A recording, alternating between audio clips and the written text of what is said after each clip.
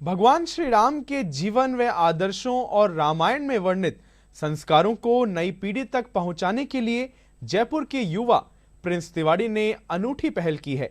वे माध्यमों से युवाओं और बच्चों को इनके बारे में बता रहे हैं। प्रस्तुत है ये खास रिपोर्ट।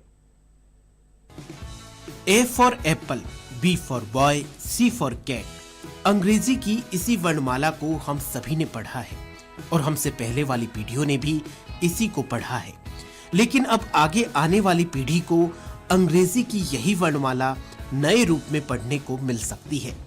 जी हाँ, जयपुर के युवा प्रिंस तिवारी ने रामचरितमानस और रामायण पर शोध कर रामायण पर ही आधारित अंग्रेजी की एक नई वर्णमाला को तैयार किया है, जिसमें A for Ayodhya, B for Bharat, C for Chitrakoot, D for Dashrath इत्यादि हैं।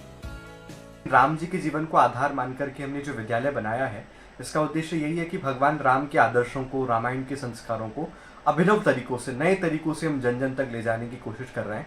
और ABCD से लेकर के फिजिक्स, केमिस्ट्री, बायोलॉजी, जो हमारे विद्यालय में जो पूरा पाठ्यक्रम चलता है, वो पूरा पाठ्यक्रम हमने रामायण पर और भगवान राम के आदर्शों पर, राम कथा को आधार बना करके हमने इसको बनाया है। जयपुर के प्रिंस तिवारी ने मार्च 2021 में virtual online school the school of Ram की शुरुआत की। भगवान श्री राम के आदर्शों और रामायण के संस्कारों को अभिनव तरीकों से नई पीढ़ी तक ले जाने की इस पहल से कई लोग जुड़े हुए हैं।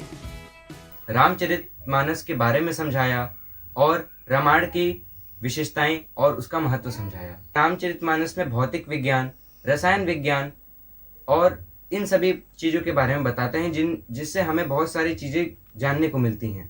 प्रिंस का कहना है कि इसी वर्चुअल स्कूल में रामचरितमानस की चौपाइयों से भौतिक विज्ञान के रहस्यों, नियमों को सुलझाने की कोशिश की जा रही है। भौतिक विज्ञान में गति का नियम है। गति के नियम में हमने पढ़ाया है कि जहीं गिरि चरण देई हनुमंता, चले सो गा पाताल तुरंता। ये सुंदरकांड की चौपाई है और उसमें तुलसीदास जी ने बताया है कि जिस प्रकार से भगवान हनुमान जी ने उस भूमि पर जब अपना पैर मारा तो भूमि भी उसी गति से भूमि में धसी, जिस गति से भगवान हनुमान जी जो है उड़ करके समुद्र के पार चले गए।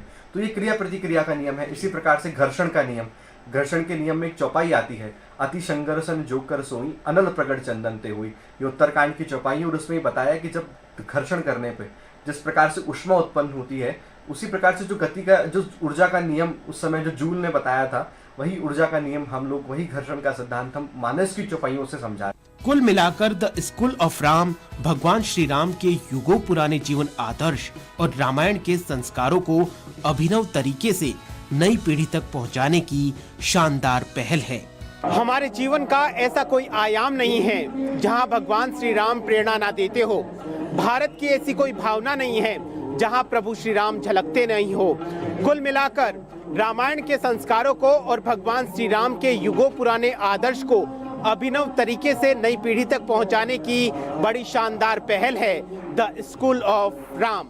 कैमरा पर्सन राकेश कुमार के साथ विकास सोनी, दूरदर्शन समाचार, जयपुर।